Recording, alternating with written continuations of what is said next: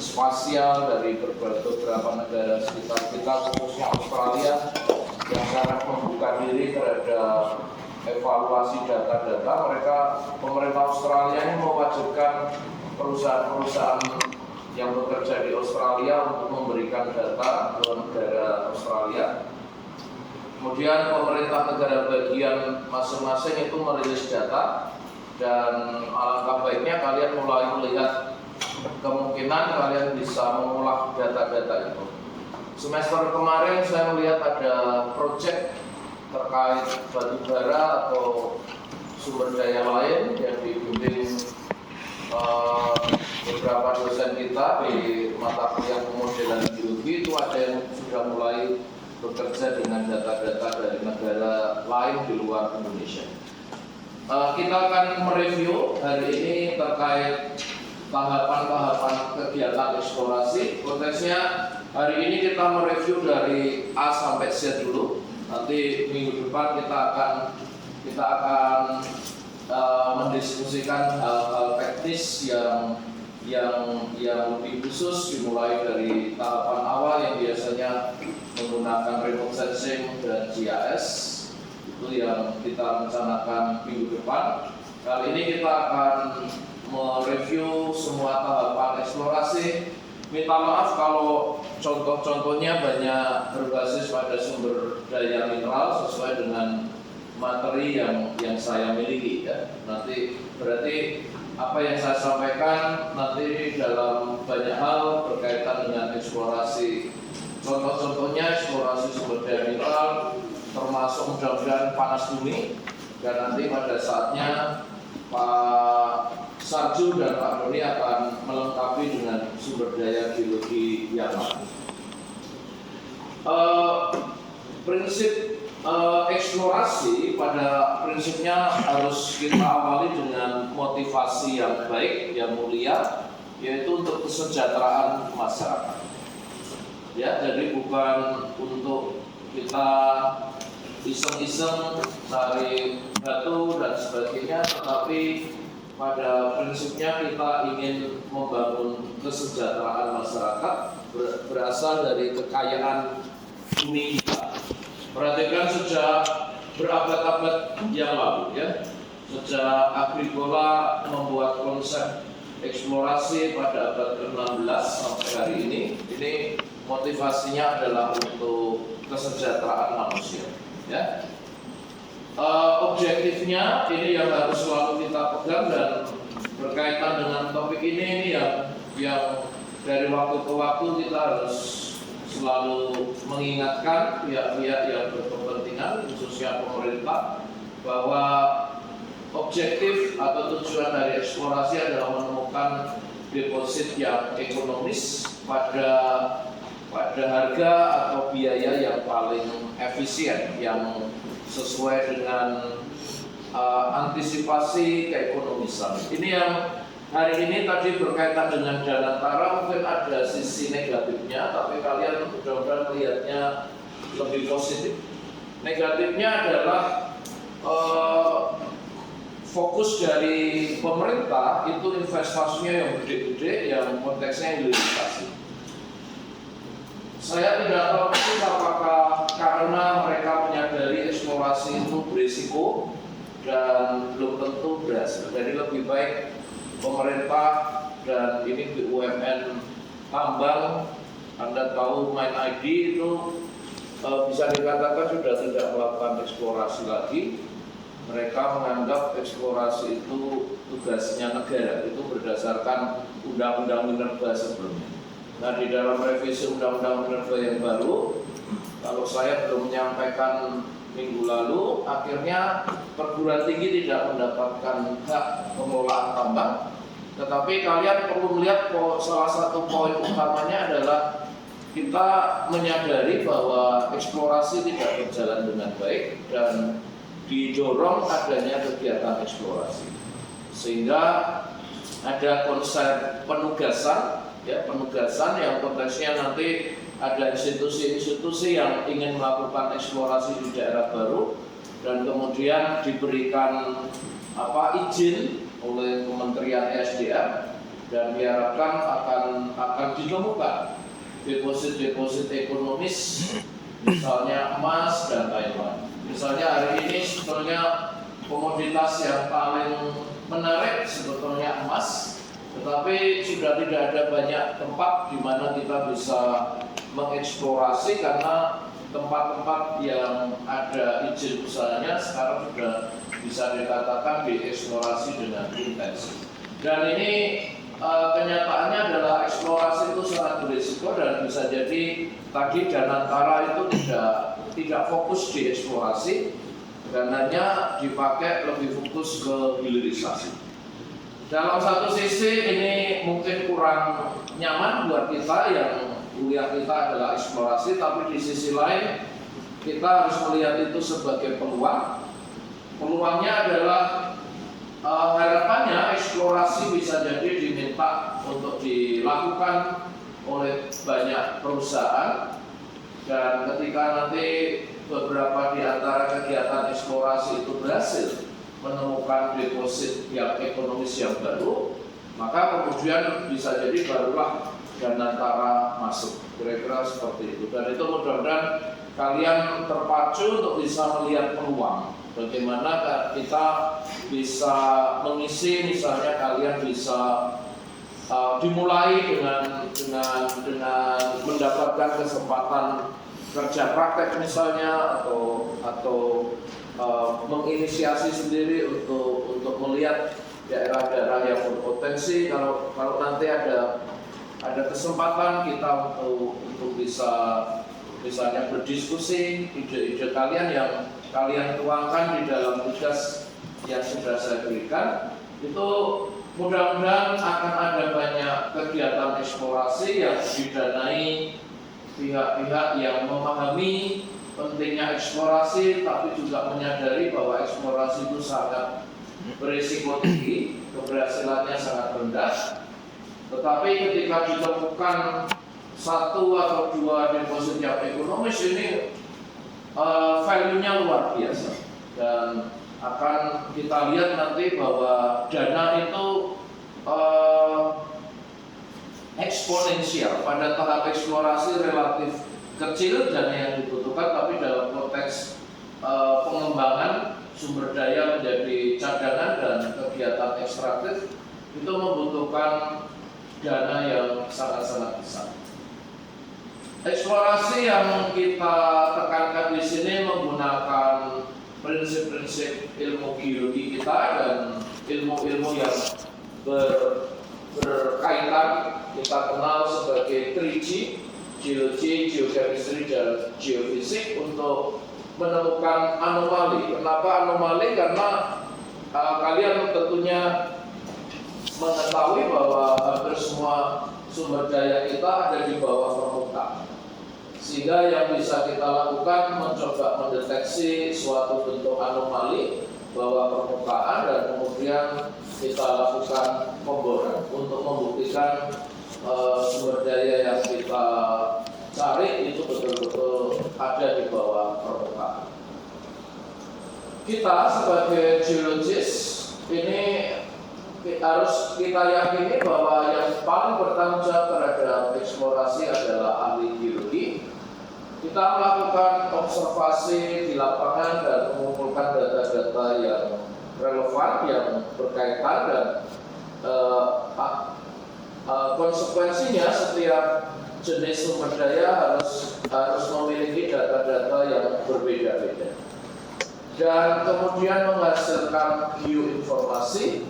Ya, bioinformasi ini semacam kesimpulan yang kemudian bioinformasi ini konteksnya untuk mengetes hipotesis kita. Misalnya hipotesis kita di mana? Di yang kalian mudah pahami, misalnya di bawah penambangan rakyat emas di Kulon Progo. Dengan penelitian kalian, eksplorasi kalian melihat bahwa itu menerus ke bawah sampai katakanlah 200 meter. Itu merupakan hipotesis, dan kemudian kita harus membuktikan itu akhirnya melalui kegiatan pemboran. Ya, jadi hampir semua kegiatan eksplorasi sumber daya akan dibuktikan benar tidaknya interpretasi kita dengan melakukan pemboran. Sekarang pada tahapan pertama adalah tahapan strategis. Sebelum kita betul-betul mengumpulkan uang dan melakukan kegiatan lapangan, mengumpulkan data geologi, geokimia, dan geofisika, pada tahap pertama kita harus melewati dulu tahapan strategis. Ini kurang lebih sama seperti sebelum kalian ke lapangan untuk pemetaan geologi, itu di mata kuliah metode geologi lapangan kalian harus mengolah data dulu. Kalian mengolah data, membuat peta geologi tentatif, baru setelah itu kalian cek indikasi-indikasi tempat pertemuan dua litologi, ada indikasi lineamen dan lain-lain. Ini adalah tahap yang pertama, ini tahapan strategik sangat penting berkaitan dengan komoditas apa yang akan kita cari. Kemudian di mana kita akan mencarinya dan berikutnya bagaimana. Ya bagaimana. Kalau Janantara bisa jadi bagaimananya itu mengakuisisi. Duitnya banyak banget. Kalau nggak salah 144 ribu triliun. Luar biasa. Dijualin ya supaya nggak menguap. Seru juga, uangnya banyak sekali, seru juga. Uang kita kan itu, uang kita. Ya, jadi kalau misalnya Janantara tadi dengan duit yang banyak, kita belum punya lithium, maka dia akan ini komoditas apa nih yang mau kita cari? Misalnya lithium, depositnya apa? Kalau di Australia, pegmatit. Di mana Australia bagaimana mengakuisisi kalau Janantara. Tapi kalau kita fokusnya di sini adalah eksplorasi, ya. Maka di situ kalian contohnya sudah harus memilih komoditas apa yang kalian pilih untuk salah satu sumber daya, dan ini betul-betul kita bebaskan kalian untuk memilih komoditas kalian. Ini artinya kalian awali dulu dengan tahapan strategis. Kalian memilih komoditas apa, kalau bisa diberikan argumen kenapa deposit atau komoditas tersebut menarik perhatian kalian. Kemudian untuk komoditas tersebut di mana kalian akan mencarinya, apakah di Kulon Progo, di Pegunungan Selatan, di lereng selatan Merapi dan lain-lain. Dan kemudian bagaimana selanjutnya kalau kita mau melakukan itu. Ketika sudah bicara how, bagaimana, ini sudah masuk ke tahapan selanjutnya yang mengarah ke tahapan praktis, yang betul-betul akan melibatkan kegiatan-kegiatan lapangan, mengumpulkan data dan sebagainya. Seharusnya tahapan strategis ini tahapan yang sangat penting dan relatif murah. Relatif murah karena kan hanya berbasis pada data-data sekunder, dan seperti saya sampaikan tadi, mulailah kalian melihat potensi mendapatkan berbagai data di Indonesia. Sementara ini data-data itu sudah bisa kalian download misalnya di Australia dan lain-lain, tapi mudah-mudahan suatu saat juga bisa kita dapatkan di Indonesia. Ini harusnya relatif murah, tetapi sebetulnya yang paling penting karena banyak para ahli eksplorasi meyakini pada tahapan awal inilah yang sebetulnya sangat-sangat penting. Dan itu contohnya kita untuk sumber daya mineral, misalnya mineral logam, kita perlu mengenal konsep seperti provinsi metalogeni. Misalnya kalau mau mencari timah itu di area Bangka Belitung, jangan di Yogyakarta misalnya. Tetapi kalau mau mencari air tanah misalnya, Yogyakarta salah satu tempat yang terbaik. Ini untuk menunjukkan risiko eksplorasi.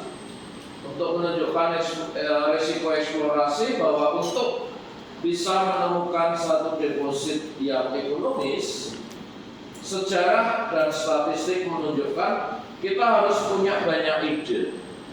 Ini yang terus terang saya sesali atau saya kritisi pemerintah dalam 10 tahun terakhir ketika kepingin mencari logam tanah jarang, itu idenya kurang karena menggunakan dana APBN. Misalnya saya memahaminya 10 tahun terakhir eksplorasi kita itu dilakukan oleh Kementerian SDM diwakili Badan Geologi, dan ini ide-idenya hampir semuanya fokus ke logam tanah jarang, dan katakanlah yang saya ketahui ada di bagian selatan Pulau Bangka, Sulawesi Barat,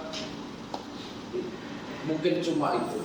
Mungkin kalian punya ide tambahan informasi, saya agak sulit mengikuti, tapi bisa jadi hanya 2. Bisa jadi Prof. Herian Anggara punya ide ketiga dari VS atau dari batubara, misalnya seperti itu. Ini harus dikembangkan ide-ide seperti ini, dan terus terang karena untuk komoditas seperti logam tanah jarang, saya melihatnya itu hanya beberapa ide. Sejujurnya saya nggak yakin itu akan bisa berlanjut ke penambangan. Sehingga kalau kita meyakini bahwa secara statistik kita butuh banyak ide untuk semuanya kita uji dengan berbagai tahapan eksplorasi supaya akhirnya paling tidak salah satu bisa menjadi tambang atau kegiatan industri hilirisasi. Maka di sini kalau kita percaya dengan konsep ini, sesungguhnya pemerintah harus memberikan kesempatan eksplorasi sebanyaknya. Ya, apalagi dengan kondisi banyak kendala seperti masyarakat, pertentangan masyarakat, degradasi lingkungan, ini membuat kita sebetulnya malah harus melakukan lebih banyak kegiatan eksplorasi, karena hanya 1, 2 atau beberapa sebagian kecil dari kegiatan-kegiatan ini yang nanti akan terbukti ekonomis, ya, dengan berbagai kendala degradasi lingkungan dan lain-lain. Justru kita harus menemukan deposit yang besar, ada istilah seperti giant atau world class deposit, supaya deposit yang super besar itu yang memastikan bisa diolah secara ekonomis, karena menghasilkan nilai ekonomisan itu sangat-sangat sulit. Ada banyak aturan. Mungkin hari ini kalian dengar pemerintah sudah meminta eksportir batu bara itu untuk menyimpan dana devisa hasil ekspor batu bara di dalam negeri. Ya. Jadi ada banyak sekali aturan, termasuk kebutuhan PLTU dalam negeri harus terpenuhi, sehingga harus menyetor sebagian batu bara untuk kebutuhan dalam negeri yang dikelola PLN. Ya. Itu semuanya harus terpenuhi dan itu sangat-sangat rumit. Ya. Saya sendiri nggak kebayang sebetulnya bagaimana suatu saat misalnya saya atau orang yang saya kenal itu bisa merealisasikan ide ini menjadi suatu betul-betul kegiatan industri yang ekonomis, karena tantangannya luar biasa. Itu kemarin yang minggu lalu yang juga disampaikan Pak Adi Mariono bahwa perguruan tinggi itu harus menyadari bahwa masalah industri pertambangan itu nggak hanya menambang saja, tapi ada begitu banyak aturan-aturan pemerintah yang selalu bertambah yang harus diikuti. Misalnya komponen dalam negeri, TKDN dan lain-lain, dan itu semuanya harus terpenuhi. Tetapi kalian lupakan yang sulit-sulit dulu, ya. Kalian fokus dulu pada hal-hal saintifik, ilmu pengetahuan yang berbasis pada sumber daya geologi apa yang memiliki potensi keekonomisan, Kemudian metode-metode eksplorasi yang kita batasi dalam konteks geologi, geokimia, dan geofisika yang bisa mengkonversikan ide-ide ini menjadi target. Target ini sering disebut prospek. Ada tempat tertentu yang dikategorikan sebagai prospek, yaitu tempat yang memiliki potensi geologi yang lebih besar daripada lokasi lain. Dari prospek ini kemudian kalau kita buktikan dengan pemboran, biasanya dengan pemboran di sini, ini target drilling ya. Kalau kita sudah punya target, akhirnya harus dibuktikan dengan pemboran. Setelah terbukti dari pemboran itu ditemukan mengenai target yang dimaksudkan, kita menghasilkan discovery, penemuan. Penemuan ini kemudian harus kita evaluasi. Harus dievaluasi, awalnya masih berupa potensi atau sumber daya, harus ditambah pemboran-pemboran lagi sampai akhirnya bisa ditentukan cadangannya. Dari sumber daya dan cadangan yang sudah terdefinisikan, maka kemudian dilakukan perhitungan keekonomisan. Di sini disebut feasibility study, dan disitulah kemudian komponen tentang pajak, tentang TKDN, tentang biaya reklamasi dan lain-lain semuanya harus diperhitungkan, termasuk naik turunnya harga komoditas, sampai akhirnya diputuskan untuk ditambah. Tidak semua eksplorasi serumit ini, misalnya untuk air tanah yang saya ketahui masih banyak berbasis pada bantuan negara misalnya. Tetapi misalnya kalau kalian mengusulkan perencanaan wilayah baru, misalnya di pengembangan perumahan baru, maka hari ini saya kira juga harus dipikirkan lokasi-lokasi mana yang kira-kira cadangan air tanahnya cukup banyak ya. Misalnya di barat Yogyakarta ini saya sangat surprise ketika ada kawasan perumahan baru. Apakah itu melalui kajian seperti ini atau enggak saya nggak tahu, tapi mereka memutuskan mengebor dalam ke formasi Sentul. Sangat surprise saya. Kenapa tidak ngambil aja dari Merapi?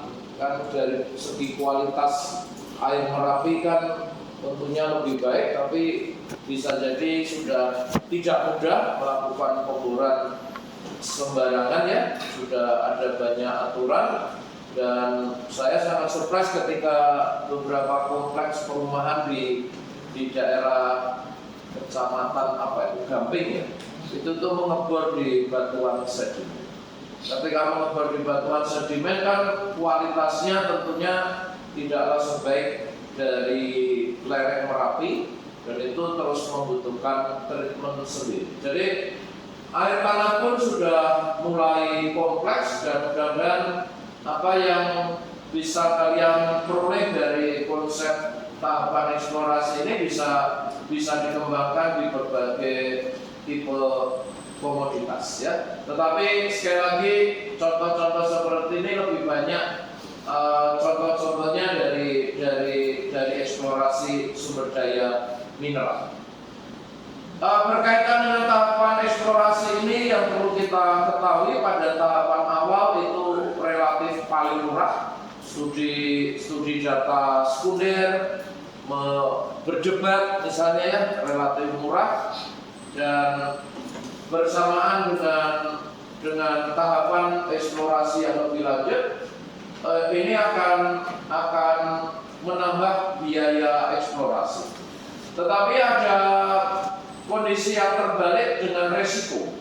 Pada tahapan awal resikonya paling besar, maka sebaiknya punya banyak ide karena resikonya itu paling besar. Sehingga tadi saya cukup khawatir kalau 10 tahun ke depan kita belum juga punya tambang logam tanah jarang misalnya, karena saya melihat di tahap awal itu tidak terlalu banyak daerah yang dilakukan kajian karena keterbatasan dana dari APBN.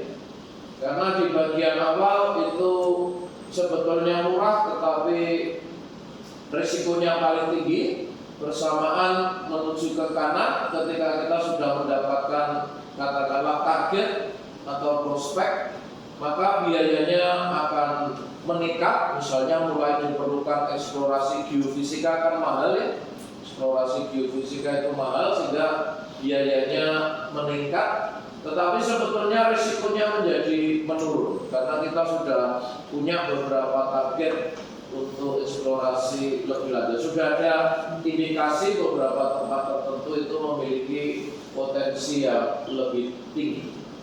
Kemudian tahapan-tahapan eksplorasi tadi yang muncul di slide sebelumnya dan nanti di slide-slide selanjutnya bisa jadi berbeda-beda. Anda perlu menyesuaikan dengan bidang masing-masing ya. Untuk misalnya tadi panas bumi, misalnya panas bumi apakah dikenal juga prospek ya, belum tentu, karena panas bumi biasanya sudah ditetapkan wilayahnya ya. Jadi walaupun demikian saya mengikuti misalnya di PLN, misalnya saya pernah terlibat PLN itu misalnya di Ungaran itu mereka punya beberapa prospek ya. Jadi satu area biasanya juga menetapkan beberapa prospek sehingga tahapan-tahapan tadi bisa jadi cukup sama, tetapi kalau ada nama-nama yang berbeda-beda kalian perlu beradaptasi.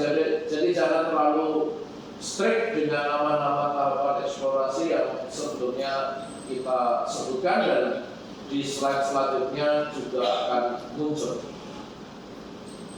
Tadi sudah kita singgung di tahapan pertama strategik konseptual phase, bisa juga orang lain akan bilang sebagai rencana eksplorasi atau exploration planning. Semuanya baru rencana. Contohnya terkait rencana yang mudah-mudahan juga memotivasi kalian berkaitan dengan penugasan itu ya. Penugasan dari revisi Undang-Undang Minerba kan nanti harapannya akan ada muncul banyak kegiatan eksplorasi di tempat-tempat baru. Perusahaan dipersilakan untuk mengusulkan wilayah penugasan. Kemarin ada satu mahasiswa S2 kita, Amin ke saya dia mau ke Bombana, gitu ya, mau ke Bombana, mau ngumpulin data awal. Kelihatannya akan dipakai untuk merencanakan. Jadi mereka ada satu grup perusahaan tambang Indonesia dengan melihat peluang baru, eksplorasi baru. Ini contohnya strategik konseptualnya itu.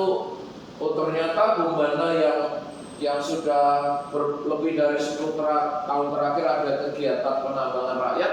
Ternyata setelah dicek di geoportal Kementerian SDM itu belum ada kotakan IUP eksplorasi emas. Sehingga kemudian muncul ide itu dan satu mahasiswa kita minta izin ke sana minggu ini untuk mengumpulkan data-data awal untuk nantinya bisa diusulkan ya. Contohnya seperti itu. Jadi mudah-mudahan perkembangan yang baik ini berlanjut ya. Kalau kalian tertarik nanti di bidang eksplorasi, mudah-mudahan dalam setahun ke depan ini mudah-mudahan akan muncul banyak kegiatan eksplorasi dan banyak di antara kalian nanti bisa terlibat. Untuk tahapan perencanaan ini meliputi pemilihan komoditas apa yang ingin kita cari, dan ini menjadi catatan untuk komoditas tertentu. Itu sebetulnya ada beberapa tipe deposit. Misalnya air tanah saja, saya mengikuti itu ada yang di batuan karbonat, ada yang di reservoir gunung api, bahkan ada mata kuliah di S2 atau mungkin juga sudah ditawarkan ke S1 mata kuliah pilihan itu air tanah di batuan kristalin. Saya bertanya-tanya batuan kristalin itu seperti apa, penjelasannya itu contohnya di Banjarnegara, itu daerahnya Gunung Api Purba, itu air tanahnya berkembang di retakan-retakan struktur pada batuan vulkanik tersier. Itu Pak Joni dan mungkin beberapa dosen lain itu menamakannya di reservoir batuan kristal. Ya, contohnya seperti itu. Ini juga mudah-mudahan mengencourage sekalian, bahkan untuk satu komoditas misalnya emas, kita bisa cari dalam beberapa tipe deposit, mulai dari endapan placer, endapan VMS Kuroko, di Bombana tadi endapan orogenik, ya, endapan epithermal, endapan porfirin, endapan skat dan lainnya. Ini menunjukkan ada begitu banyak opportunity, tetapi ingat tadi resikonya sangat tinggi, sehingga pada tahapan perencanaan ini cobalah untuk memilih target yang terbaik untuk kemudian bisa diusulkan untuk pendanaannya dan kemudian membangun suatu tim eksplorasi.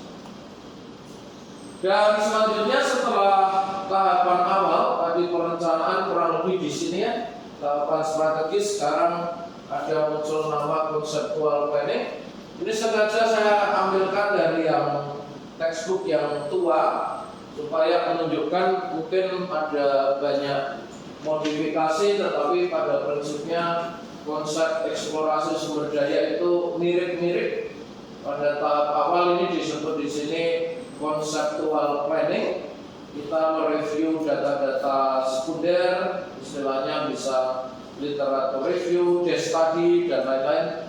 Istilah-istilah ini pada prinsipnya sama. Dan ini tadi ada istilah strategic exploration. Tahapan strategik ada di sini, dan di sini kemudian merupakan event atau waktu ketika kita harus berani memilih.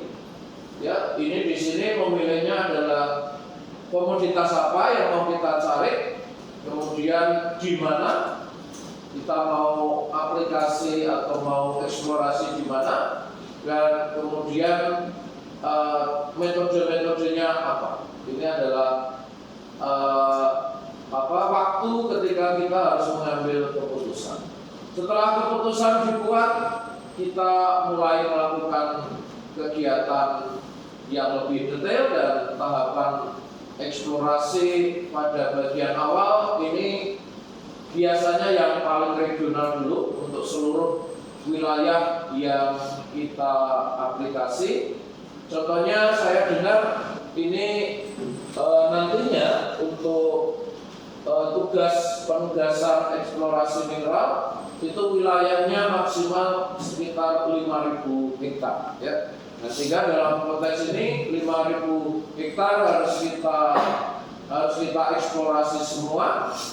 Maka di sini metode-metode yang kita terapkan ini biasanya metode yang bisa mengcover wilayah yang luas, misalnya metode penginderaan jauh atau remote sensing. Ada metode geofisika dan geokimia yang bisa diterapkan untuk wilayah yang luas. Nanti kita beri contoh untuk eksplorasi mineral. Pada prinsipnya pada tahapan awal ini kita harus bisa mengevaluasi seluruh wilayah kerja kita untuk kemudian menghasilkan target-target. Menghasilkan target-target tertentu di antara seluruh wilayah, katakanlah 5.000 hektar, itu akan muncul beberapa target yang dirasa memiliki potensi geologi yang lebih tinggi dari yang lain. Pada target-target itu biasanya kita akan melakukan kegiatan eksplorasi yang lebih detail. Misalnya di sini saya kira ini sudah kontekstual. Di sini adalah misalnya geolistrik untuk air tanah misalnya, atau untuk endapan mineral misalnya IP, untuk panas bumi itu MT, ya. IP itu saya kira mineral, biasanya kedalamannya hanya beberapa ratus meter, tapi MT untuk panas bumi itu bisa sampai lebih dari 2 km ya. Jadi itu tergantung ke masing-masing target kita. Ketika kita sudah punya target, maka ini eksplorasi geofisika yang detail itu merupakan eksplorasi yang biasanya harus dilakukan. Dan setelah kita punya target dan dibuktikan atau didukung dengan anomali-anomali geofisika, geokimia, alterasi hidrotermal untuk target mineral biji dan lain-lain, maka akhirnya kita harus melakukan pemboran eksplorasi. Pemboran eksplorasi itu pada tahap awal tujuannya untuk menemukan sumber daya geologi yang kita targetkan yang terindikasi dari eksplorasi tahap target appraisal ini. Dan kalau kemudian ini tidak berhasil, ya sudah, eksplorasi jauh kita. Tapi kemudian kalau ternyata eksplorasi awal berhasil, ada indikasi, maka ini yang akan sangat-sangat penting di sini. Karena kalau mau melanjutkan, kita harus melakukan pemboran yang jauh lebih intensif untuk membatasi bodi sumber daya kita. Jadi harus diserang dari berbagai penjuru itu pemborannya, dan ini berarti kan biayanya langsung melonjak. Begitu pemboran yang lebih detail perlu dilakukan untuk penentuan cadangan, ini harus melalui pertimbangan yang betul-betul matang karena biayanya langsung melonjak seperti ini. Pada tahapan pemboran yang sangat detail, di sini disebut assessment drilling. Ini akhirnya akan bisa dimodelkan sumber daya kita dan kemudian dilakukan kajian keekonomisan, feasibility study, dan ini pre-feasibility study. Perhatikan, feasibility study ini yang tahap akhir akan ditambah atau tidak. Sebelum sampai tahapan ini ada tahapan pre-feasibility study. Yang saya pahami, pre-feasibility study ini belum melibatkan data-data di luar geologi. Ya, pre-feasibility study ini fokusnya karakterisasi sumber daya. Ini betul-betul komponen utamanya yang dievaluasi adalah deposit sumber daya geologi yang kita cari. Tetapi kalau sudah feasibility study, ini komponen evaluasinya tidak hanya geologinya, tetapi juga aturan hukum, kemudian infrastruktur untuk membangun akses jalan publik, dan sekarang kan perlu hilirisasi, maka ini feasibility study ini sudah melibatkan semuanya, sampai akhirnya kemudian diputuskan ini pertambangan atau ekstraksi dilanjutkan. Untuk urusan kita kan sebagian besar pertambangannya, tetapi sekarang ini sudah menjadi jauh lebih kompleks. Inilah yang ditargetkan oleh Janantara tadi, hilirisasinya. Contohnya kenapa perusahaan-perusahaan tambang kita kalau sekarang ekspor boksit, ekspor konsentrat tembaga, batu bara ke negara lain harus disimpan devisanya di dalam negeri. Yang saya pahami itu karena negara kita butuh uang yang banyak yang nanti dikelola oleh Janantara untuk bisa mendanai kegiatan-kegiatan hilirisasi. Hilirisasi ini ada di sini, dan perhatikan kosnya itu betul-betul di puncak. Dan ini yang sejujurnya tadi sebaiknya kita banyak berdoa supaya proyek-proyek yang didanai Janantara yang betul-betul kan tadi fokusnya hilirisasi mineral dan minyak, ini tuh posisinya di sini. Misalnya dari nikel itu membangun HPAL atau membangun rotary kiln dan lain-lain. Kemudian yang lainnya itu boksit, smelter grade alumina. Ini tuh betul-betul ada di tahapan ini, dan ini tuh biayanya jauh lebih besar, dan ya mudah-mudahan apa yang dicita-citakan negara kita, ya kita harus mendukung bahwa cita-cita hilirisasi itu bisa berjalan dengan baik. Kontribusi kita sekali lagi lebih ke arah penyediaan sumber dayanya, ya.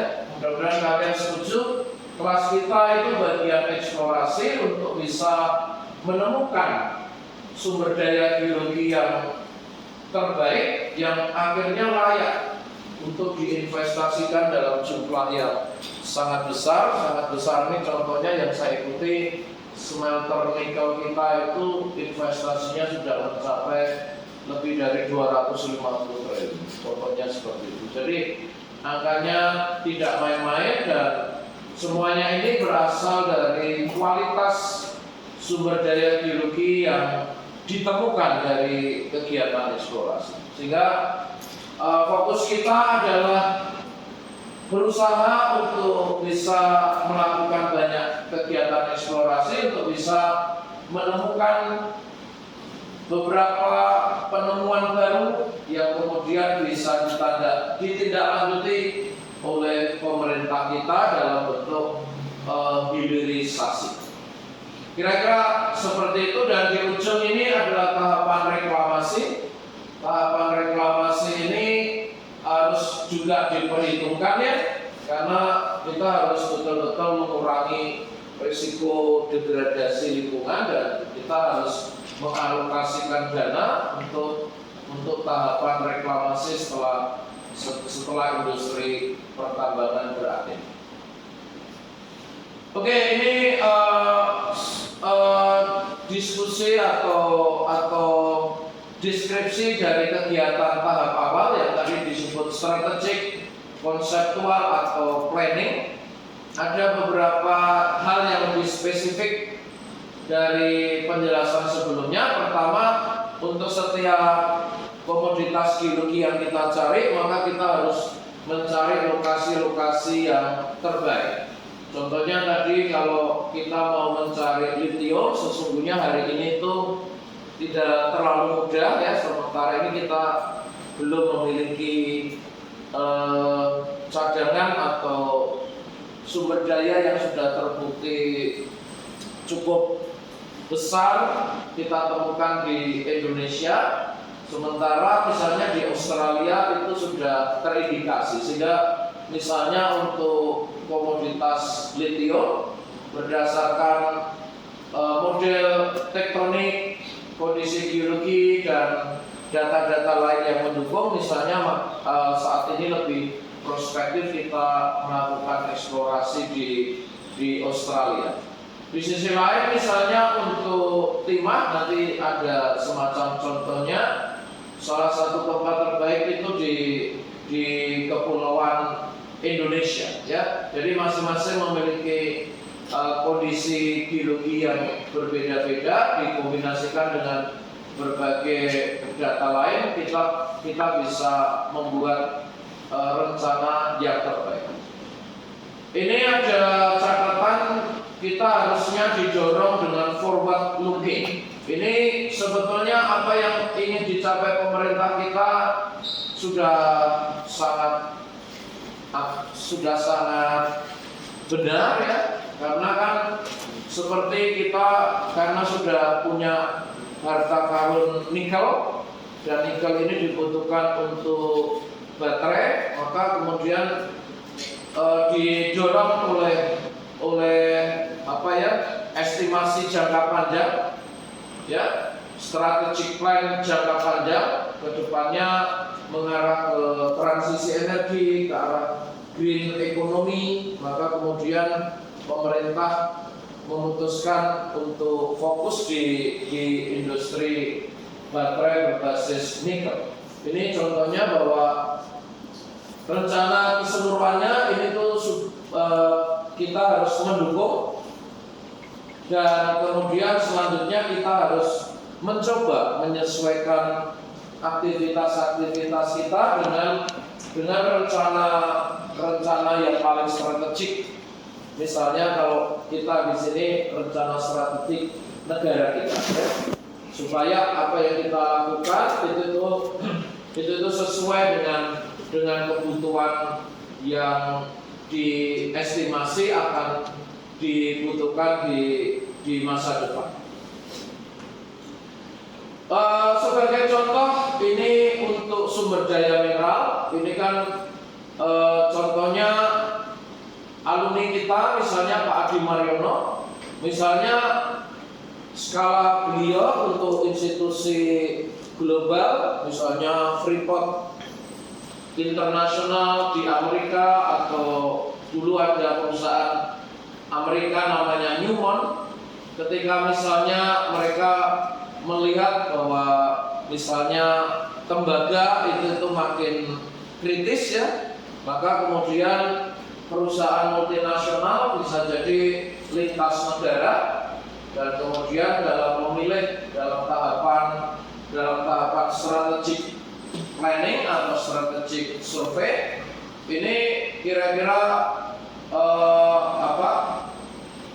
faktor-faktor yang perlu dievaluasi seperti ini. Misalnya tectonic setting, kalau misalnya tembaga itu antara lain yang paling banyak jalur penunjangan, maka kemudian tim ini akan mengevaluasi jalur-jalur penunjangan seluruh dunia, antara lain di Sirkum Pasifik, dan kemudian di antara jalur-jalur penunjangan yang ada, mana yang terbukti magmanya itu fertile, yang sudah terbukti jalur penunjangannya menghasilkan mineralisasi yang signifikan untuk misalnya tembaga.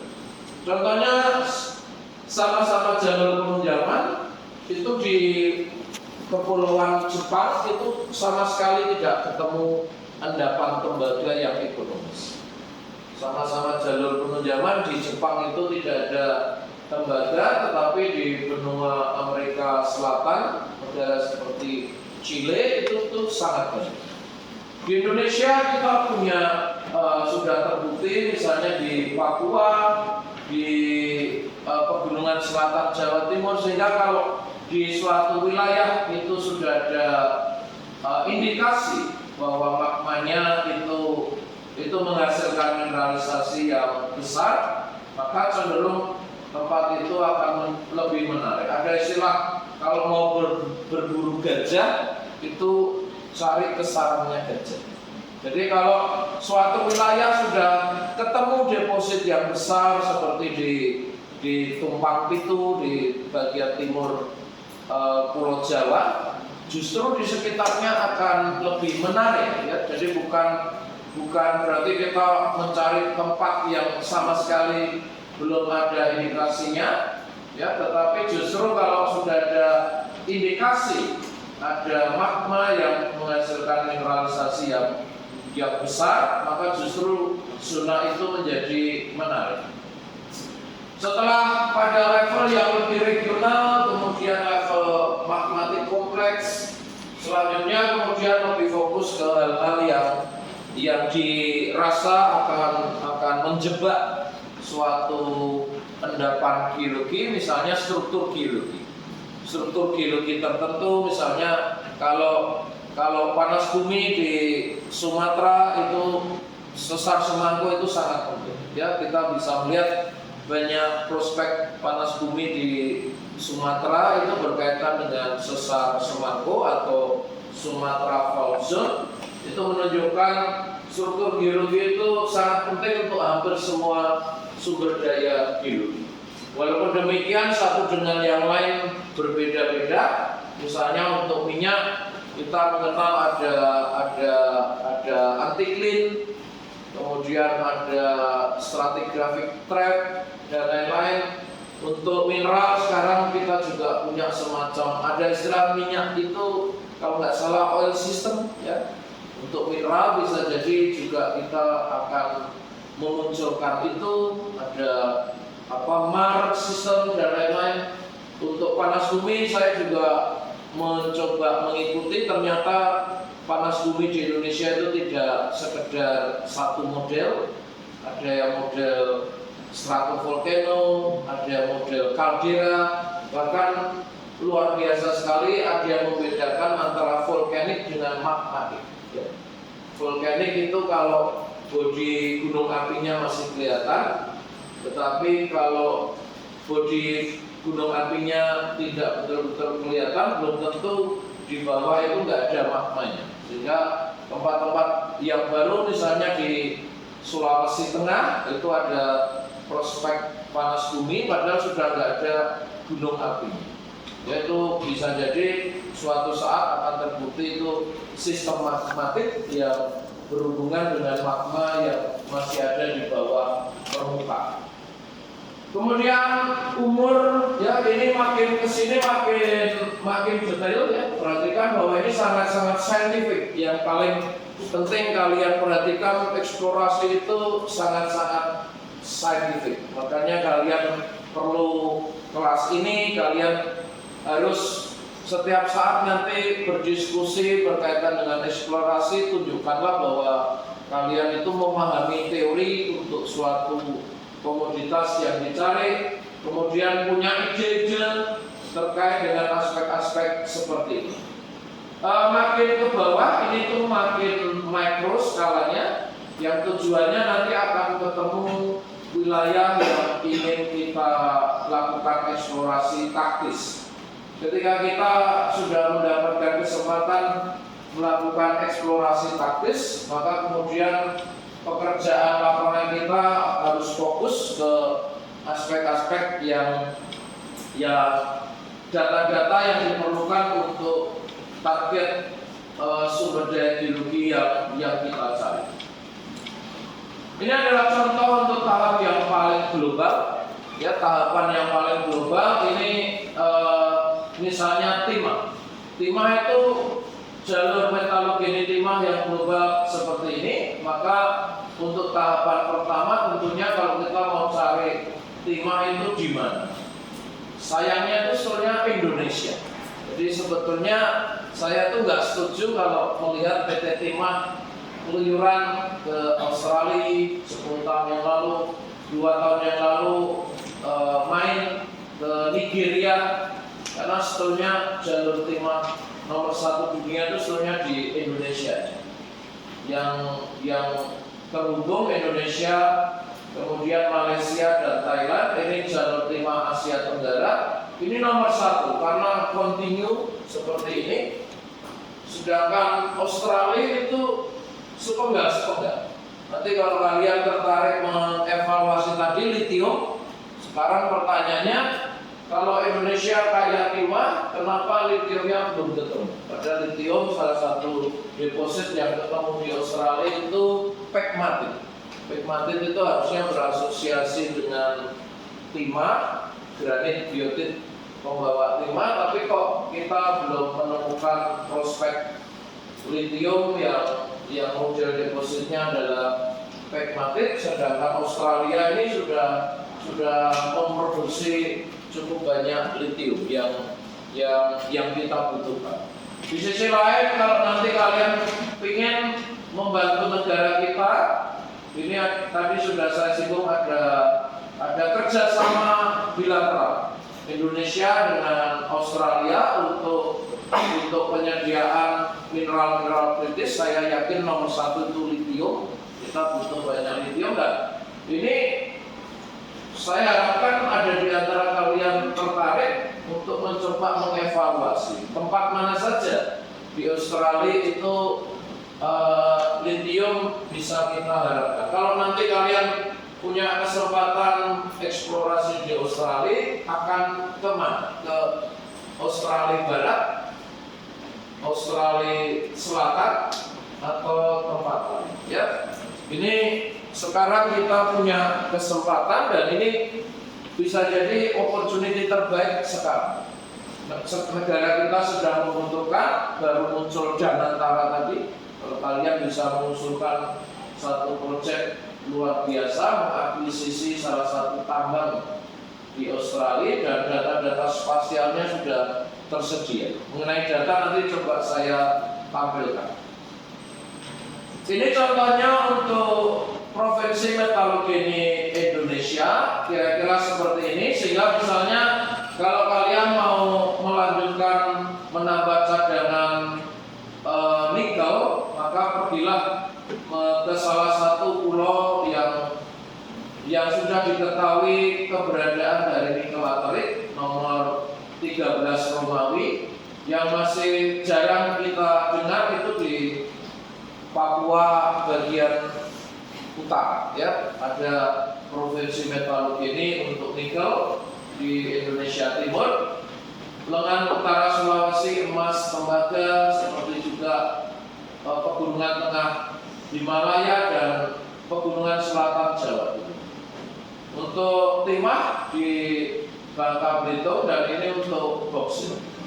Jadi ini misalnya kalau kalian nggak punya ide cemerlang, ya, punya data sendiri, maka lebih baik mengadaptasi dulu ini, bahwa daerah yang umum diketahui memiliki prospek, misalnya boksit itu di Kalimantan Tengah, Kalimantan Barat, dan Kepulauan Riau. Baru kemudian di daerah ini kalian lakukan kajian yang lebih detail. Ya, jadi ini menjadikan bahan yang bisa membuat kajian strategis kita bisa menjadi lebih mudah dilakukan. Dan ini misalnya ke arah yang lebih detail, kita membutuhkan banyak data-data saintifik. Tadi kan ada misalnya terkait umur batuan, kemudian jenis-jenis fertilitas magma. Misalnya di sini kalau kalian mau mencari timah itu di Pulau Bangka Belitung, karena dari data ini menunjukkan batuan granitik di bagian timur ini yang disebut Southeast Asia Granite Belt. Ini didominasi oleh batuan-batuan granitik S-type. Ini yang berasosiasi dengan timah. Tetapi kalau kalian mau mengeksplorasi emas tembaga, mencari yang tipe E-type, misalnya di sepanjang pegunungan Barisan, pegunungan Barisan, karena pegunungan Barisan ini volkanik tersier, hasil dari jalur penunjaman dari arah barat. Jadi di sini pembelajarannya adalah data-data umur batuan, kemudian jenis magma, fertilitas magma. Ini sangat menentukan untuk target komoditas apa yang bisa kita harapkan. Ini contoh yang lain di mata kuliah GSDR kita sudah diskusikan, misalnya magma yang berbeda ini memiliki potensi logam-logam yang berbeda, sehingga sesuai dengan tujuan eksplorasi kalian, kalau berkaitan dengan tipe magma tertentu misalnya, maka kita harus mencari wilayah yang memiliki komposisi magma yang diharapkan akan menghasilkan mineralisasi yang kita cari. Dan ini contohnya. Kemudian untuk timah kita ada masih cukup banyak tempat-tempat timah di Indonesia, dan misalnya konteksnya yang baru kan dari timah ini katanya ada mineral ikutan monasit, yang monasit bisa kita ekstrak untuk logam tanah jarang. Setuju ya?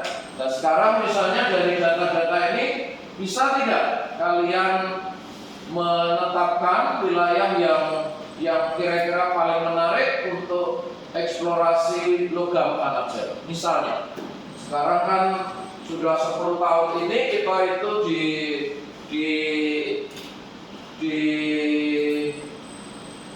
diberitakan gitu ya di banyak media bahwa kita punya banyak potensi logam tanah jarang. Selanjutnya juga misalnya titanium.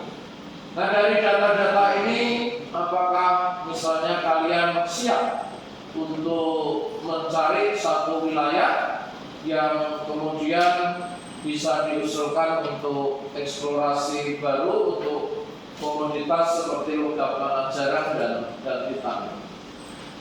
Sayangnya misalnya dari berita-berita yang saya ikuti ini kegiatan pemerintah berkaitan dengan eksplorasi logam tanah jarang menurut saya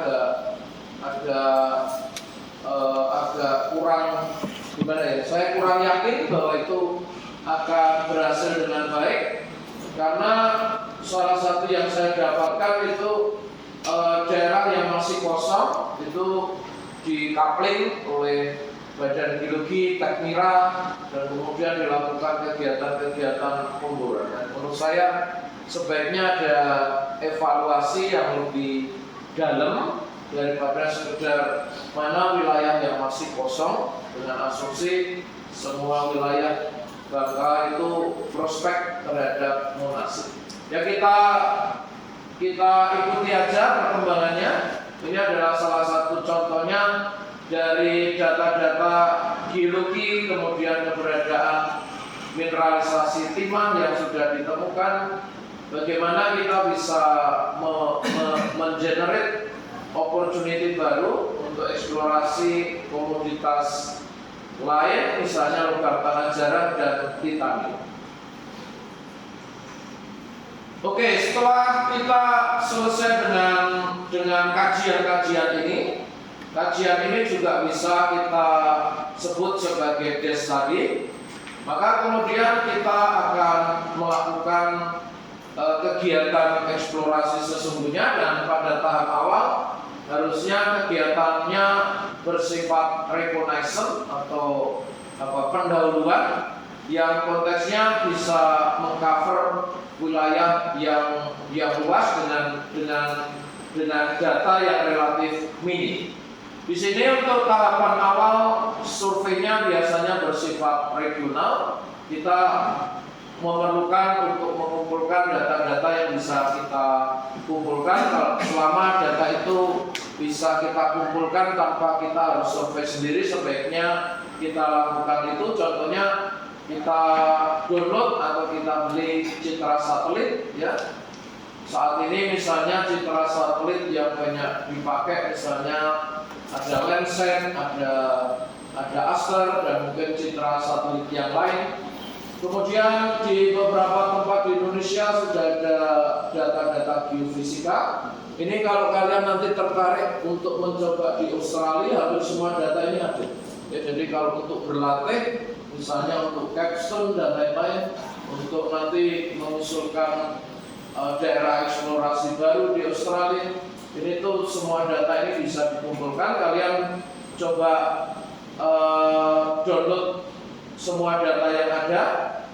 Kadang-kadang kita masih perlu membeli. Nah, setelah itu kita lakukan kajian case study. Kita olah data-data itu untuk menghasilkan kegiatan atau target sesungguhnya. Ini contohnya mengumpulkan data dari suatu wilayah yang secara metallurgi ini disebut Great Basin. Ini di Amerika, daerah yang paling kaya dengan emas. Ya, ada Nevada yang dikenal sebagai negara bagian kaya emas di Amerika. Kemudian California, Arizona, dan Utah. Ini kabupaten atau distrik. Kemudian atau county di Amerika. Ini peta geologi. Ini peta-peta raster seperti digital elevation model, kemudian gravity, magnetik, dan lain-lain. Dan ini kemudian ada data-data sumber daya mineral. Ini contohnya bisa kalian mudah temukan di Amerika, dan menurut saya target kita yang terbaik harusnya Australia. Australia sangat dekat dengan kita dan mereka mengundang banyak kegiatan eksplorasi baru di Australia. Kalian bisa coba membuat project ya, daerah mana dengan target sumber daya apa, dan kemudian mencoba mendownloadnya. Dan pertama tentunya kita harus memastikan bahwa data ini sudah bertampilan dengan baik dan selanjutnya dilakukan kegiatan case study seperti pemodelan spasial, mineral potential mapping dan lain-lain. Dan ini adalah contoh di Indonesia. Walaupun ini misalnya kalian tertarik dengan mineral dan batu bara, ini ada interface peta yang khusus berkaitan dengan berbagai data mineral dan batu bara. Untuk yang tertarik dengan minyak dan gas bumi, ini contohnya ada platform yang lain, ya.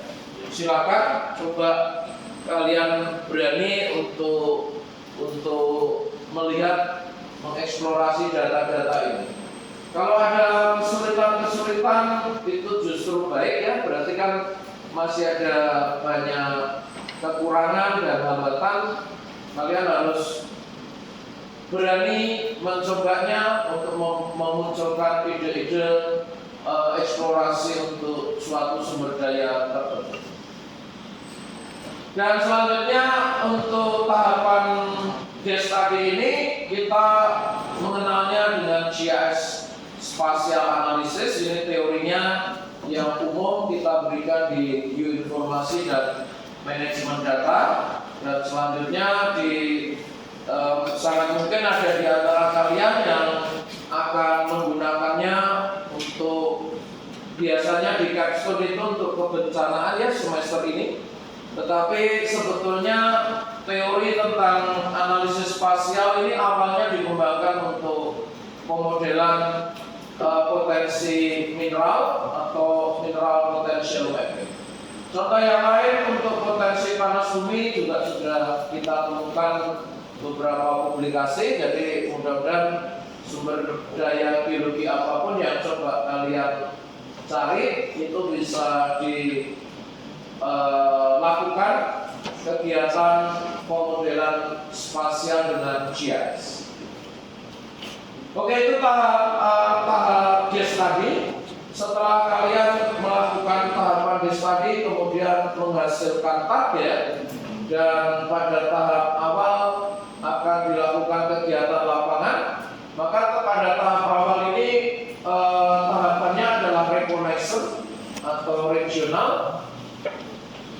Bisa jadi tahapan regional ini di banyak kegiatan eksplorasi ke depan itu tidaklah terlalu regional. Sudah tidak banyak kegiatan eksplorasi kita itu betul-betul regional. Mungkin untuk eksplorasi migas masih cukup regional dalam satu cekungan tertentu, ya. Dalam konteks tertentu, prinsip-prinsip regional ini bisa kalian pelajari dan coba diterapkan. Tetapi sebetulnya dalam banyak hal eksplorasi kita ini sudah tidak betul-betul berawal dari area yang luas. Untuk itu tahapan sebelumnya yaitu case study diharapkan sudah bisa menghasilkan suatu target area yang tidak terlalu luas. Selanjutnya kemudian mulai dilakukan kegiatan eksplorasi taktis. Pada tahapan awal jenis-jenis eksplorasinya diharapkan yang relatif murah yang bisa mengcover wilayah yang luas. Ini contohnya untuk eksplorasi geokimia, contoh yang biasanya diberikan itu misalnya stream sediment. Stream sediment ini kita menyusurin sungai. Jadi sungai itu merupakan infrastruktur yang sangat mudah kita lewati dan memaksa geologis untuk melewati semua tempat. Dan kemudian sampel-sampel yang bisa kita kumpulkan di sepanjang sungai itu mewakili semua batuan yang ada di bagian hulu dari tempat pengambilan sampel.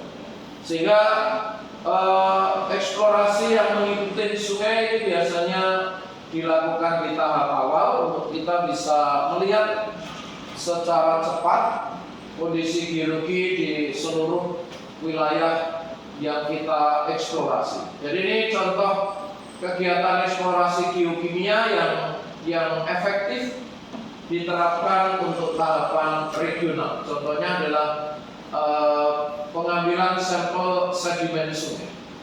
Dari sampel-sampel sedimen sungai yang kemudian dilakukan analisis geokimia, kemudian kita mendapatkan yang disebut anomali, ada kadar-kadar geokimia yang tinggi, dan ini kalau kemudian membentuk suatu pattern lokasi tertentu, maka misalnya daerah hulu ini menjadi target untuk eksplorasi yang tahapannya lebih detail. Kalau kalian masih ingat tadi tahapan ini targetnya adalah menghasilkan prospek ya, menghasilkan prospek yang akan menjadi target eksplorasi yang lebih detail. Contohnya prospeknya adalah di daerah atas tengah ini yang terindikasi dari banyaknya anomali geokimia sedimen sungai. Contoh yang lain adalah geofisika. Geofisika ini untuk tahapan awal untuk seluruh wilayah, misalnya ini ada aeromag, mungkin sekarang juga ada gravity, tapi saya dengar gravity yang bisa kita download dari NASA atau dari institusi internasional itu belum sepenuhnya bisa kita optimalkan untuk mendeteksi bodi-bodi geologi bawah permukaan seperti ini. Silakan kalian mencoba mencari info, misalnya gravity satelit itu sebetulnya analisis apa yang bisa dihasilkan. Sementara ini saya masih berpegang bahwa untuk data geofisika yang paling layak dilakukan itu kita harus melakukan survei sendiri, tetapi di tahapan awal kita harus memilih metode survei geofisika yang bisa mengcover area yang luas untuk seluruh daerah eksplorasi kita. Contohnya adalah aeromagnetik.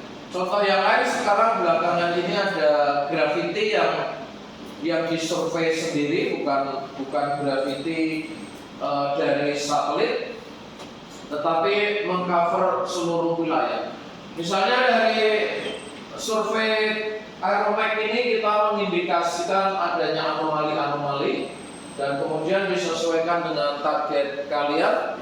Anomali di sini misalnya diinterpretasikan ada bodi dapur magma di bawahnya yang kemudian menjadi target lanjutan, tadi kita sebut sebagai target atau prospek di tempat-tempat yang kita targetkan, kemudian dilakukan kegiatan eksplorasi yang lebih detail. Kemudian ini contohnya pemetaan geologi. Tadi kan ada geokimia, geofisika, dan ini geologinya. Ini adalah tahapan pemetaan geologi yang katakanlah paling umum dulu. Misalnya pada skala 25.000 untuk seluruh wilayah yang lebih dari 5.000 hektar. Misalnya saya ingat misalnya satu wilayah ini itu di Sumbawa Timur Manik itu 30.000. Jadi ini cukup besar dan pada tahap awal kita harus fokus pada identifikasi seperti sesar-sesar yang utama, kemudian kompleks intrusi atau gunung api purba, indikasi pusat-pusat erupsi gunung api purba itu menjadi penting karena misalnya mineralisasi emas dan tembaga itu diyakini berkaitan dengan pusat-pusat erupsi gunung api purba. Di sini kemudian diberikan contoh, kita juga harus mencoba menyusun stratigrafinya. Kemarin saya diajak konsultasi kakak angkatan yang baru pulang dari kerja praktek di Sulawesi Utara. Di situ juga terkait stratigrafi ini menjadi sangat-sangat penting. Ada banyak magma gunung api purba itu tuh menerobos batuan sedimen seperti ini, sehingga batuan sedimen itu apakah lebih tua atau dia menumpang itu menjadi sangat-sangat penting. Jadi stratigrafi seperti ini sangat penting untuk bisa disimpulkan dengan baik. Dan kemudian ini contoh peta-peta tematik yang berkaitan dengan suatu pusat erupsi gunung api purba. kalau itu menjadi daerah yang dianggap paling menarik, kita bisa melakukan pemetaan yang lebih detail. Oke, setelah tahapan regional tadi yang meliputi pemetaan geologi yang mencakup seluruh wilayah, kemudian geokimia yang bisa mengcover wilayah yang luas, contohnya stream sedimen, dan kemudian geofisika yang regional. Selanjutnya kita harus menghasilkan target. Nah, target ini kita lakukan survei yang merupakan kombinasi dari survei geologi, geofisika, dan geokimia. Kita untuk setiap target tertentu kita harus didorong dengan model-model deposit tertentu. Ini misalnya model deposit untuk timah yang akan berbeda dengan model deposit misalnya untuk porfiri. Ya, masing-masing memiliki model batuan yang berbeda. Kemudian alterasi. Alterasi ini sangat penting. Alterasinya di sini misalnya untuk porfiri dan epithermal kalian mengenal misalnya di mata kuliah GSDM dan geologi mineral biji. Kalau masih ingat, ini alterasinya misalnya advanced argillic, kemudian fagi quartz, kemudian misalnya potasik. Potasiknya apakah secondary biotic dan lain-lain. Jadi ini untuk masing-masing target sumber daya yang kita cari, kita punya model geologi yang berbeda-beda. Sehingga kalian harus sesuaikan kegiatan eksplorasi yang dilakukan sesuai dengan targetnya, dan di sini karena kita sudah fokus pada suatu target tertentu, maka kita harus mencoba mengenali di mana suatu sistem ini kita temukan di seluruh wilayah eksplorasi kita. Ini adalah contoh kembali dari Pak Adi Mariono yang betul-betul mengaplikasikannya di skala industri.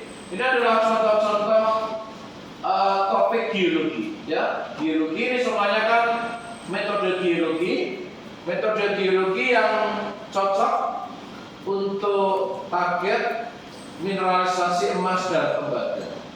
Belum tentu target ini cocok misalnya untuk penambangan misalnya batu gamping untuk semen, kan nggak ada alterasi. Jadi kalian harus sesuaikan dengan target komoditas yang kalian cari. Maka ini hanyalah contoh saja. Kadang-kadang bisa sampai sedetail ini. Untuk target yang lain bisa jadi parameter pengamatan geologinya tidak perlu sedetail itu.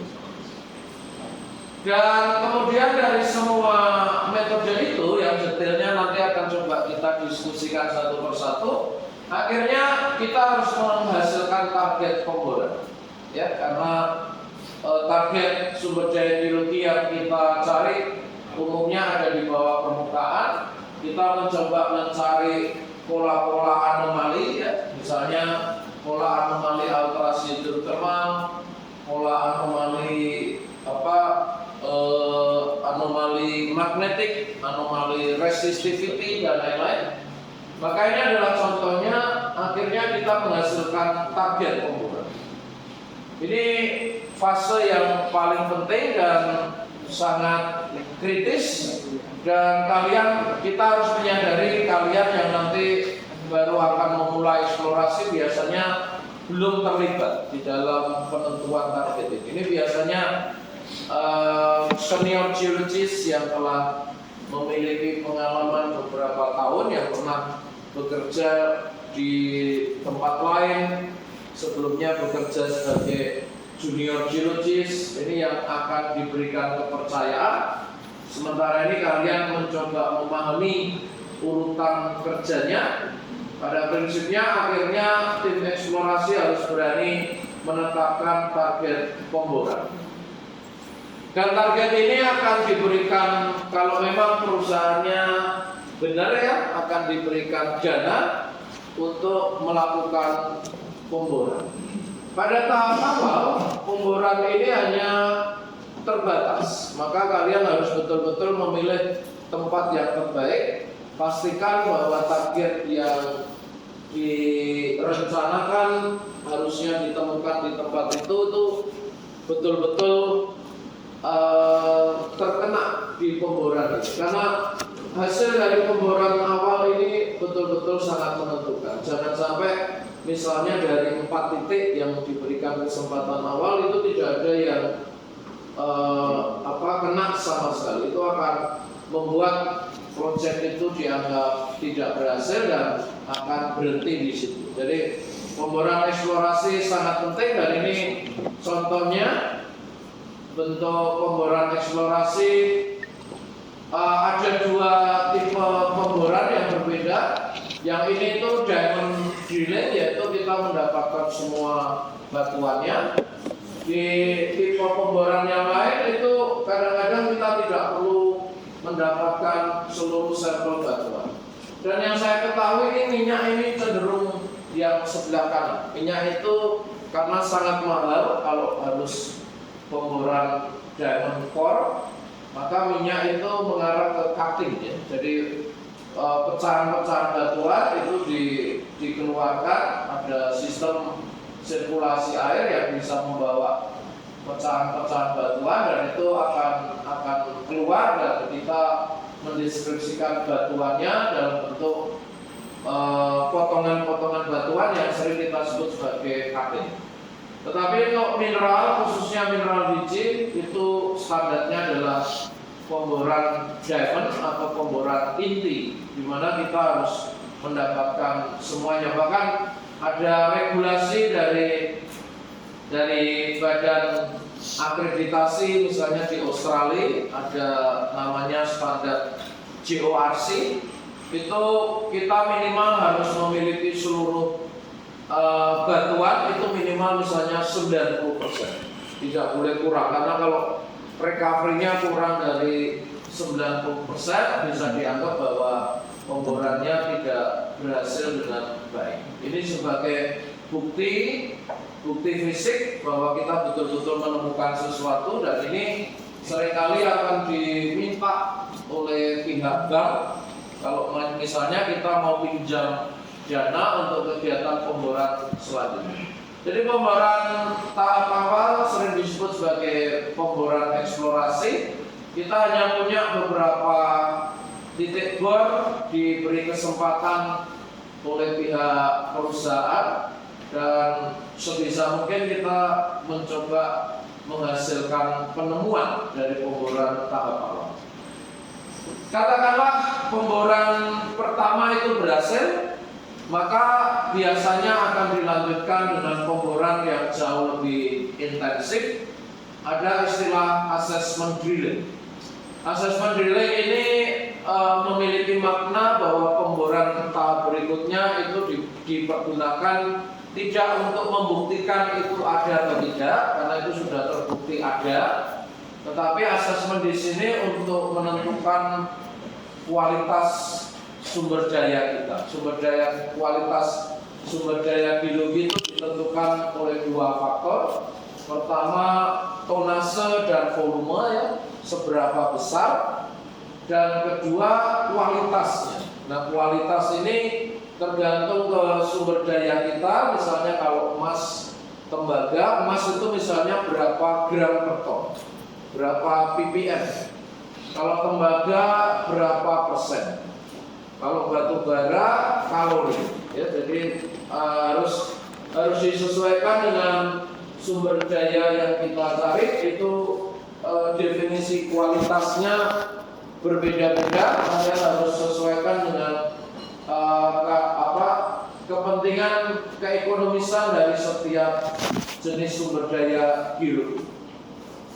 Ini adalah contoh pemboran assessment yang terdokumentasi di Anteton. Ini contohnya di gurun di Afghanistan misalnya, Pakistan, atau di Chile, di Atacama. Ini karena sudah ini mudah-mudahan nanti kalian bisa lihat sendiri di paper ini. Ini contohnya ada beberapa rig bor sekaligus ya. 1, 2, 3, mungkin ada 1 saya kurang lihat, tapi ini artinya sudah dilakukan secara sistematik.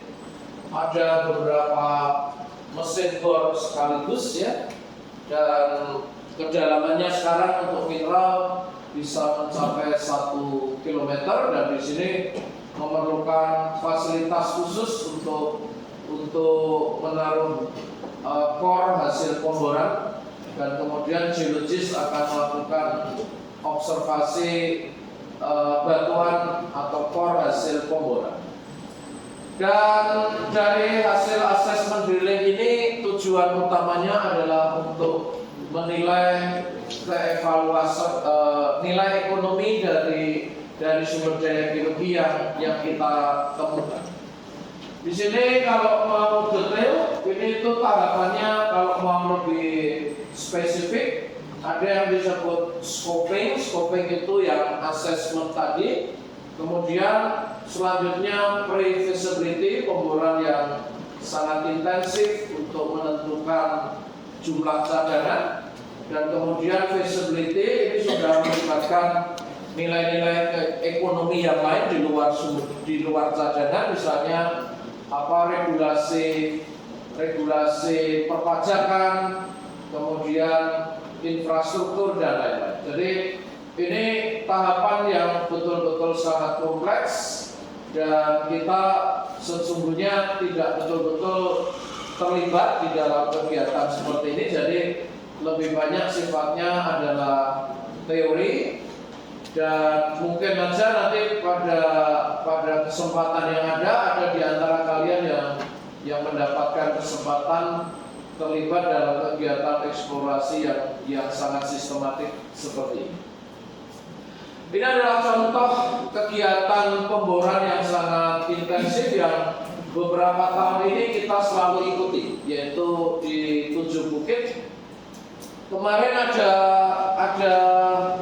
bantuan atau ada kiriman banyak box, isinya itu buku-buku textbook dan jurnal dari beliau ini. Ya, beliau ini orang Australia yang menjadi bosnya database untuk pemboran pre-feasibility study di Tujuh Bukit. Tujuh Bukit di Banyuwangi, Merdeka Group. Ini lubang bornya banyak sekali. Beliau ini orang tuanya geologis juga dan punya banyak warisan buku. Ya, kalau ada yang membutuhkan buku-buku textbook, nanti silakan ke ruang saya, karena sebetulnya mau kita serahkan ke perpustakaan, tapi perpustakaan ternyata sudah nggak ada tempat lagi. Sementara ini saya taruh di kamar saya, ruang saya, dan silakan kalau nanti ada yang tertarik untuk baca-baca. Ya, kita atur gimana sebaiknya. Sementara ini ada sekitar 10 box buku-buku itu saya masukkan di kamar saya.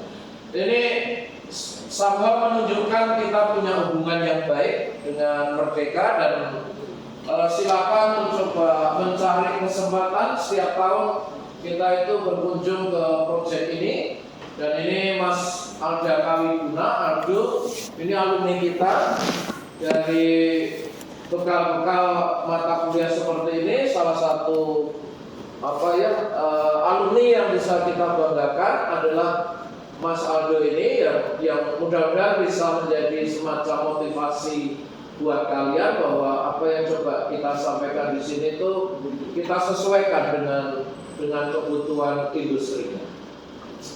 Dan ini adalah contoh pemboran yang sangat intensif, berkilo-kilo ya, dan kemudian mereka melakukan scanning secara otomatis. Tapi terakhir bulan Oktober kemarin ketika kita kesana lagi terakhir kali, itu scanningnya untuk mengukur spektralnya itu sudah tidak diinstalasi lagi. Jadi ternyata ini ada masa waktunya, jadi kontraknya beberapa tahun, dan terakhir bulan Oktober itu sudah tidak ada dilakukan lagi. Jadi menunjukkan begitu mahalnya kegiatan-kegiatan eksplorasi yang sudah sangat intensif seperti ini. dan akhirnya menghasilkan model seperti ini. Oh ya, saya lupa mereka mengirimkan model terkini. Mudah-mudahan minggu depan bisa saya bawa, saya tunjukkan. Dan mereka memberikan kita beberapa contoh sampel. Siapa tahu nanti ada muncul kesempatan minimal untuk praktikum kita, dan siapa tahu kita bisa melakukan sesuatu dengan sampel-sampel itu.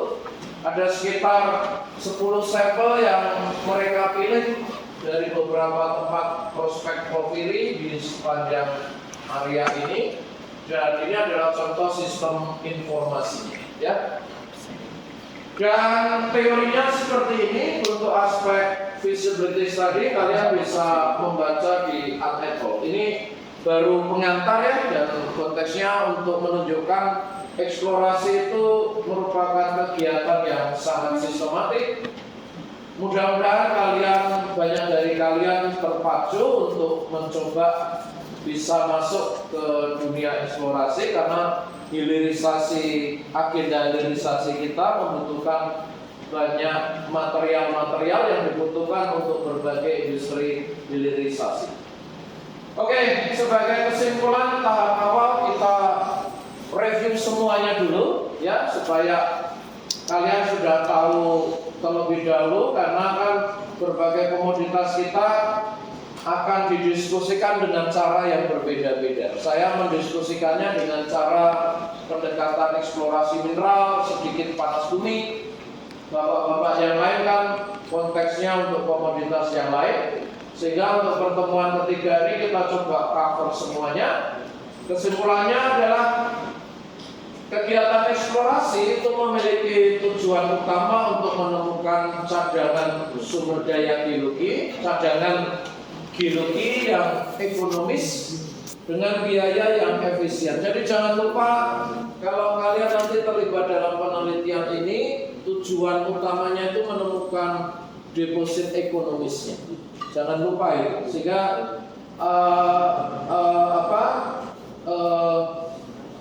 topik-topik yang coba kalian dalami, kalau kalian motivasinya ini untuk eksplorasi, maka pastikan ada potensi keekonomisan yang ingin kalian cari. Secara umum, kegiatan eksplorasi diawali dengan perencanaan, strategic exploration planning, dan kemudian dilanjutkan dengan kegiatan eksplorasi taktis. Metodenya banyak sekali, tetapi bisa kita sampaikan ada 3G, geologi, geokimia, dan geofisika. Kalau kita mau tambahkan teknik-teknik yang lain, misalnya remote sensing. Remote sensing ada yang memasukkan ke geofisika, tapi ada yang nggak nyaman. Sebaiknya remote sensing muncul sendiri. Nanti kita akan diskusikan metode spectral geology. Dan yang terakhir, semua data ini kita manage dalam suatu sistem informasi. Kalian sudah mendapatkan mata kuliah geoinformasi. Nah, saatnya ini kalian coba aplikasikan untuk eksplorasi sumber daya. Di mata kuliah lain itu untuk mitigasi kebencanaan, tapi untuk mata kuliah ini tujuannya untuk eksplorasi sumber daya. Oke, untuk tugas yang berkaitan dengan ini, tolong kalian sempatkan baca di bab 3 dari papernya Ahmed Al terkait tahapan eksplorasi, dan bersiap-siap kalau nanti untuk review semuanya ini akan ada kuis minggu depan ya, untuk memotivasi kalian untuk mencoba memahami topik ini. Kalau tolong dicek apakah ini sudah saya upload tadi pagi. Kalian sudah masih ingat linknya? Silakan dicek. Setahu saya sudah saya upload. Nanti kalau ada perubahan selama menyampaikan ini, saya akan finalisasi dan nggak bisa login. Saya update ya, saya beritahukan. Tapi setahu saya topik ini sudah saya Coba itu. enggak. Oke ya, Nggak bisa kita kayak gitu, Bro. tutup di sini. Kita ketemu Ya udah coba dulu. minggu depan sudah masuk bulan puasa ya. Jadi tolong diikuti instruksinya apakah ada perubahan Coba dulu sih jadwal HP-nya nggak kita kuliah, kita menyesuaikan. bisa. Lamban banget. Nggak bisa.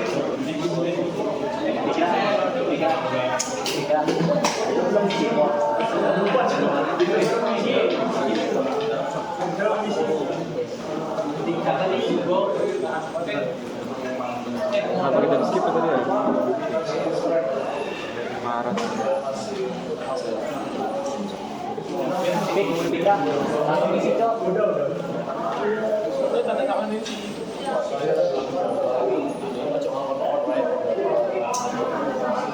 Kayak orang lagi PMS kayak gitu.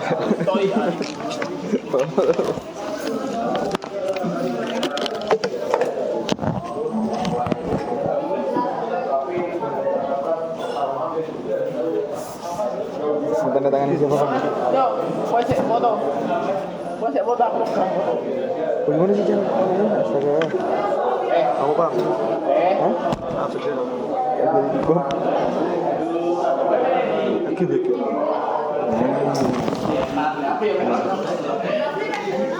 Oke, thank you Bang.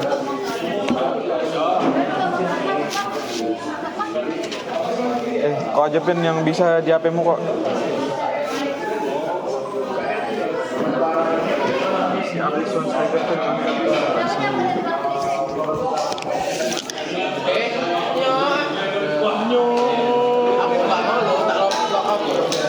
Sekalian keluar, Cok.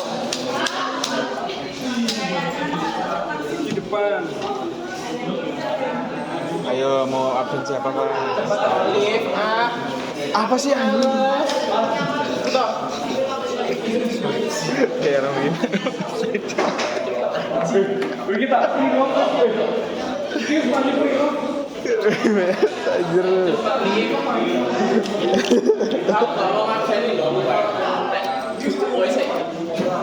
Kayak orang ini. Udah mati Cok laptop tuh.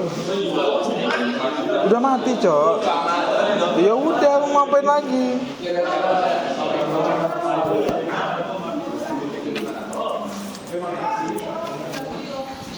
Jadi yang jelas weekend ini setelah hari karena disetujui oleh